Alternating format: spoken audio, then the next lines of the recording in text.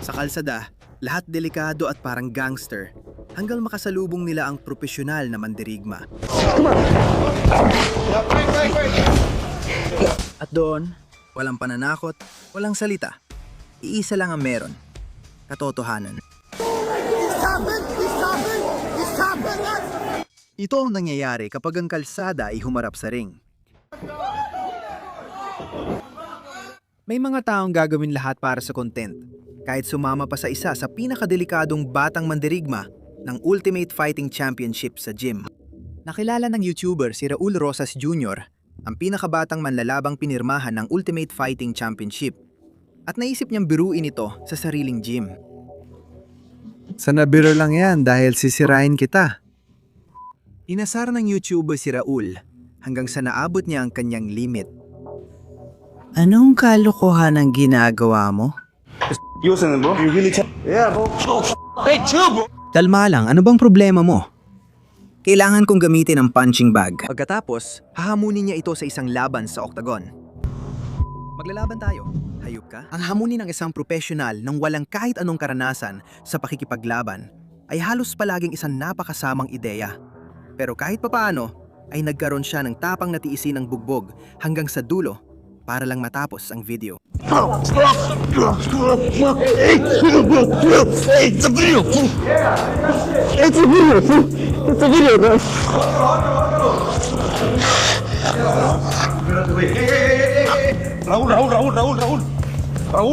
Raul.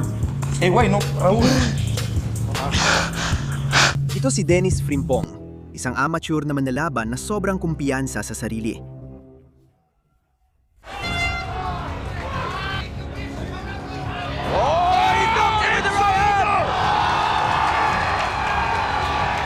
Nagpasya siya magandang ideya na hamunin si Paddy Pimblett. Oh, isang profesional. Ginawa niya ito sa video, sobrang sigurado, sobrang kumpiyansa, na parang magiging maayos ang lahat. Kung sapat kang tapang, magpakita ka kahit kailan mo gusto. Tama na ang kalokohan tungkol sa neutral na lugar. Kung gusto mong makipaglaban sa akin, pumunta ka sa gym ko. Ganun lang kasimple. At ang maganda pa dito, pumayag si Paddy kasi syempre, ang hamunin ng isang tao na bubuhay sa pakikipaglaban ay laging magandang ideya. Nagsimula ang laban at tumagal ng eksakto kung gaano ito dapat tumagal. Get him, lads! Go on, lads! Go on, lads! Lads!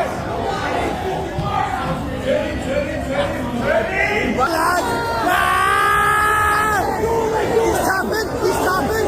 He's tapping, lads! At itong isa naman ay nagpasya na mag-sparring kay Khamzat Chimaev. Oo, kay Khamzat, dahil mukhang inisip niya na magandang ideya yon.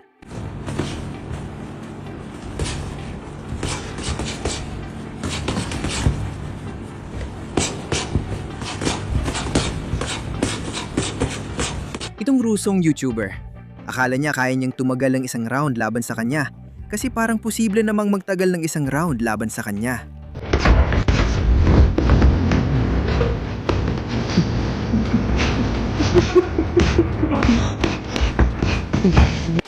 Spoiler, hindi man lang siya tumagal ng ganoon katagal.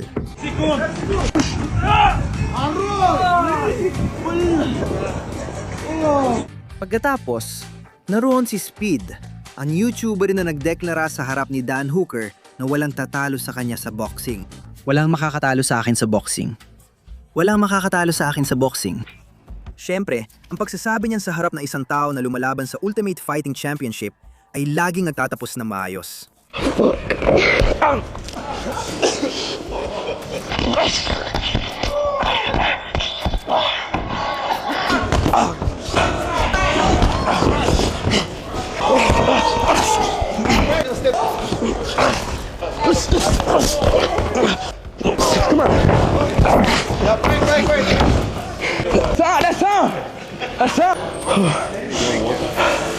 Ang paghamon at pag-insulto sa kampeon ng mundo sa Twitter ay parang humihingi ka ng kahihiyan. Iyan ang ginawa ng troll na paulit-ulit na tinawag na duwag si Sonny Edwards. Britanikong kampiyon sa mundo na may napakalinis na technical na boxing. The ref with the hits him, you know what I mean? He was so Dinala ng lalaki ang kanyang mga insulto sa sukdulan na pati sa Jimmy Sonny ay nagpakita siya para hamunin ito ng harapan. Hindi pa ako nakagamit ng boxing gloves. Alam kong malakas ako at naniniwala akong duwag siya. Mari, na nagsimula ang sparring, ginawa siyang gumagalaw na target ni Edwards. Sumasayaw sa paligid at bumibitaw ng suntok kung kailan niya gusto. Binababa pa ang mga kamay para ipakitang hindi kailangang magpakasipag.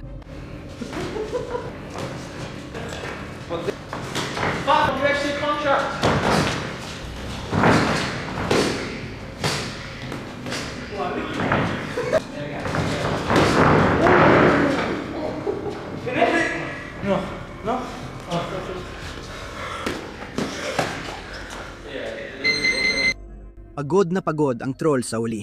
Tinatamaan mula sa lahat ng direksyon at bakas sa mukha niya ang leksyon. Libre lang ang mag-trash talk sa social media. Sa ring, mabilis ang singil.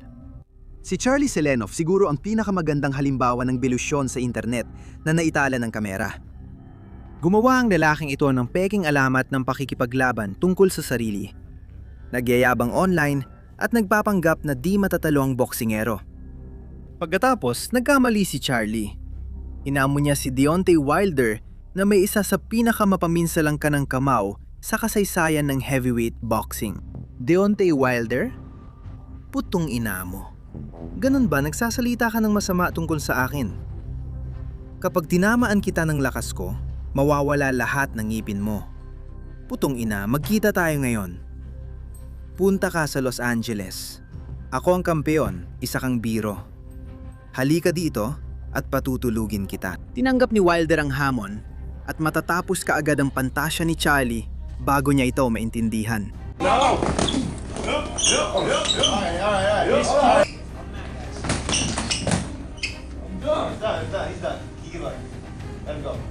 Walang bersyon ng laban na mananalo si Charlie. Wala talagang ganoon.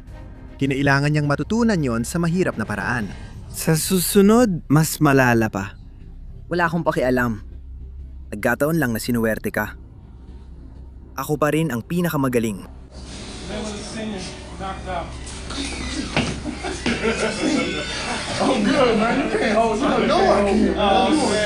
Pero hindi pa rin sapat ang wake-up call ni Wilder para maibalik si Charlie sa realidad. Patuloy pa rin siyang naniniwala sa sarili niyang hype. Nang sumaran siya sa ring laban kay Dijon Daniels, isang lehitimong boksingero, akala niya makakahanap siya ng panibagong madaling kalaban.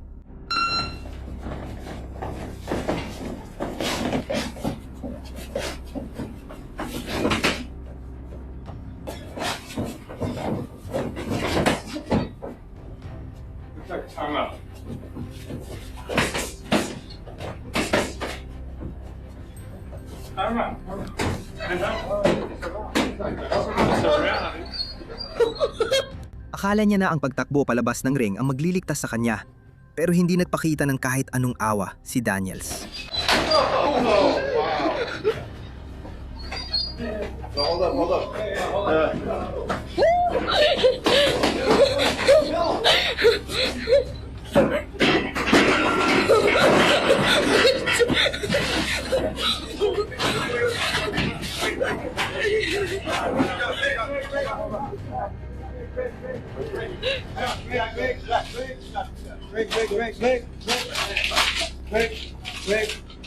Hold up. Yeah, don't punch it. Okay. All right. Call it. Let's go. Say you won. Huh? Say He won. Say Okay, he won. Okay, that's it. All right. Leave him. Let him go.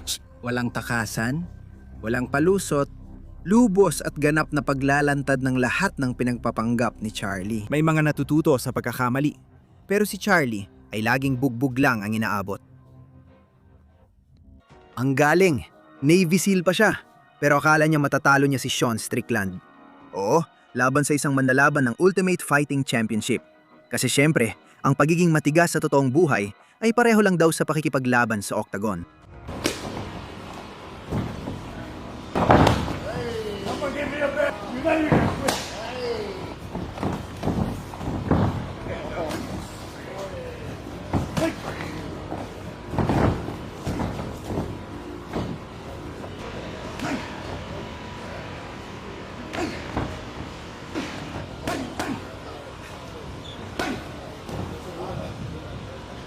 Walang estratehiya, walang totoong laban.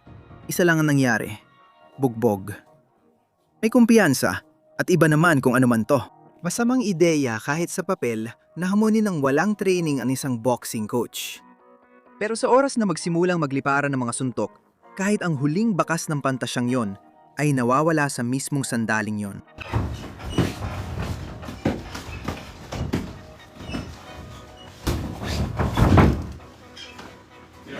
Ang malaking pagkakaiba ay, ang isa gusto ng gulo, at ang isa naman ay kumikita sa pagtuturo ng karahasan. Let's fucking work. Let's work. Your straight attitude is gonna get cracked up on some shit. At kapag naging malinaw na ang pagkakaibang yon, nagiging pangit na ang sitwasyon. At mabilis pa. Ganito ang nangyayari kapag napagkakamalan mong marunong talagang lumaban ang pagiging agresibo. Isang araw, may bodybuilder sa gym na mahilig magsalamin kaysa tumingin sa orasan. Dumating sa Brazilian Jiu-Jitsu dojo at hinamon ng guro. Kasunod dito ay leksyon ng kababaang loob na may kasamang sakit.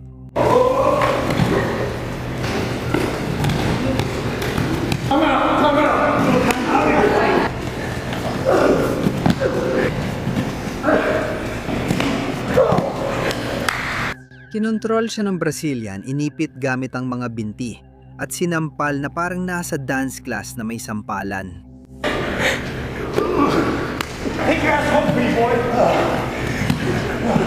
Hindi niya ito na-knockout o nasaktan, pinahiya lang niya. Pero walang natutunan ang bodybuilder. Ilang linggo pagkatapos, bumalik siya. Bago magsimula, iniabot niya ang kamay sa guro. Pero biglang binawi at sinampal siya. Isang dagang may biceps. Pareho pa rin ang naging resulta. Submission, control, at panibagong talo sa koleksyon.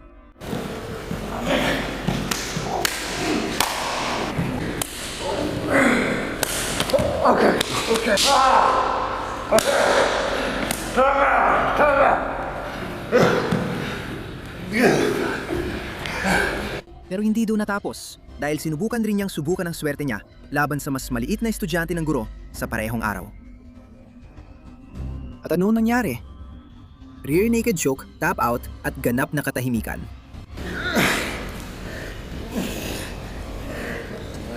Oh, Jordan, he's asleep. He's asleep. Bodybuilder 0, Jiu-Jitsu 3, wasak ang ego. Si Clarissa Shields ay maaaring pinakamahusay na babaeng boksingero sa mundo. Maraming world titles, Olympic gold, at record nagsasalita para sa sarili nito. Kaya nang may isang babae na matagal na siyang tinatakot sa social media, sinasabing babasagin ang mukha niya. At biglang nagpakita talaga sa gym niya. Hindi pinalampas ni Shields ang pagkakataon.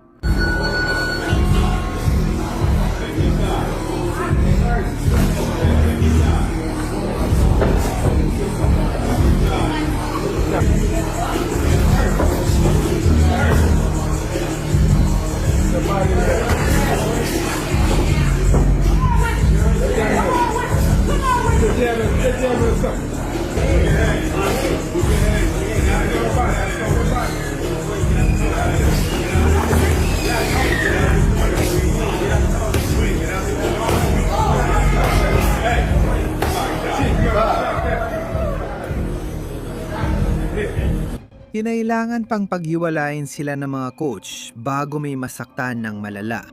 Pero kahit ganun, hindi pa rin sila nagkahiwalay.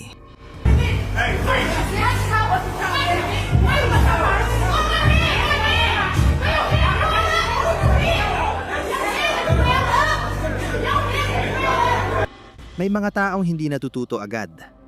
Iniyak ni Shields na sa pangalawang beses, wala nang duda.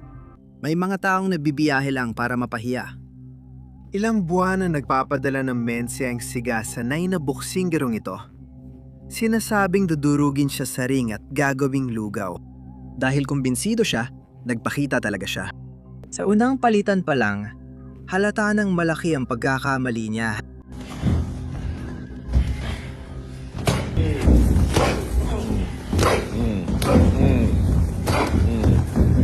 Dumating ang siga na handang lumaban, pero sa halip ay may leksyong di niya malilimutan.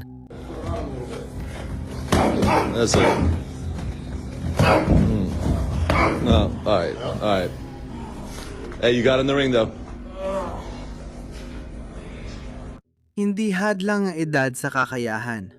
Ang 15 anyos na boksingerong si Elias Aguilar, hindi niya kailangan ng karanasan o laki. Ang kailangan niya ay pagsasanay.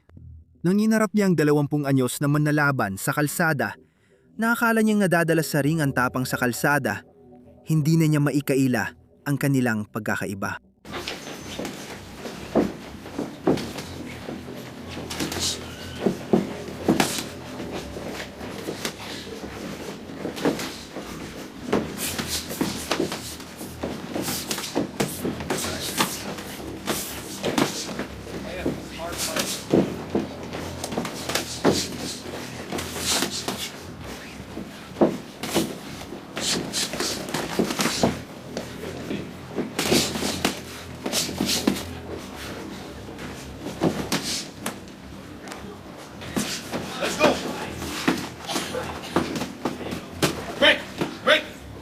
Dinurog siya ni Elias sa katumpakan at pagpipigil sa sarili na di natutunan ng karamihan sa matatanda.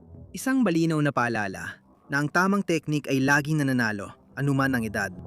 Kung street fighter ka na naghahanap ng matinding kalaban na may training, Muay Thai na mandirigma ang nangunguna sa listahan. Pinapapirusahan ng Muay Thai ang anumang kahinaan. Ang street fighter na ito ay hindi na makakaporma bago siya durugin ng mga sipa.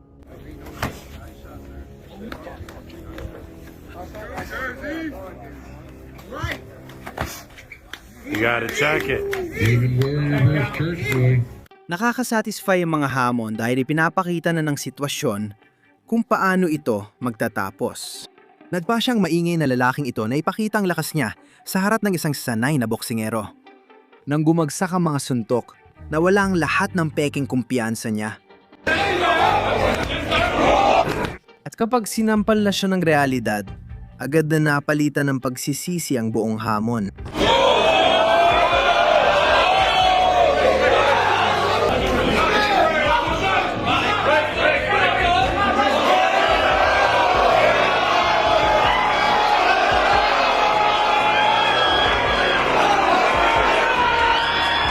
May mga sandali sa laban na sumisira sa kumpiyansa mo. Dumating ang street fighter na akala niyang kayang paikutin si Dean the Great. Nang malaman niyang hindi madaling takutin si Dean, bigla na lang hindi niya alam ang susunod niyang gagawin.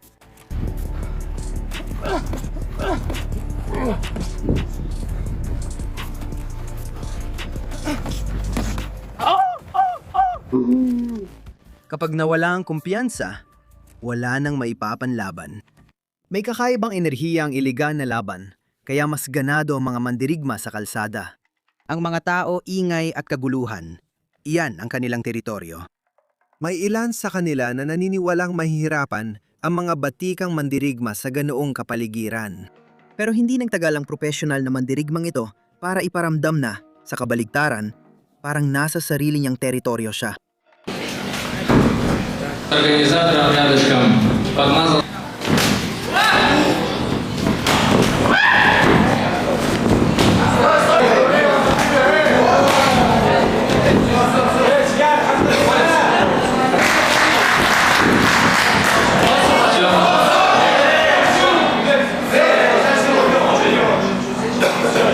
Ilang segundo lang ng totoong teknik ang kailangan para magiba ang lahat. Inaangkin ng lalaking ito na sumali siya sa maraming laban sa kalsada. Kumpiyansa siya dahil sa ganoong karanasan. Pero ang mga laban sa kalsada at ang isang boxing gym ay dalawang magkaibang mundo. Di nagtagal, pinatunayan agad yon ng boksingero.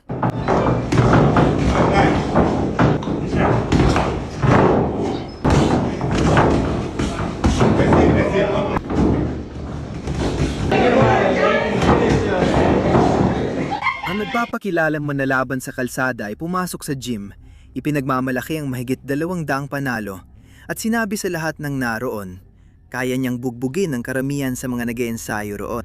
Kaya si Chris, na kilalang mabait sa gym, binigyan siya ng round nang hindi masyadong sinasaktan.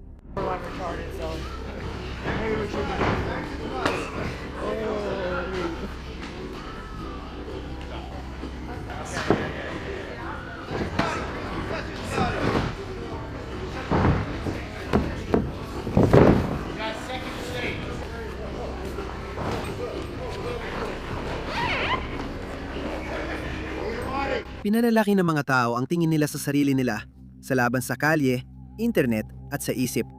Pagkatapos, naharap sila sa sinanay na manlalaban at lumitaw ang malaking pagkakaiba. Biglang lahat ng kanilang itinayo, bawat piraso ng imaheng yon ay gumuho.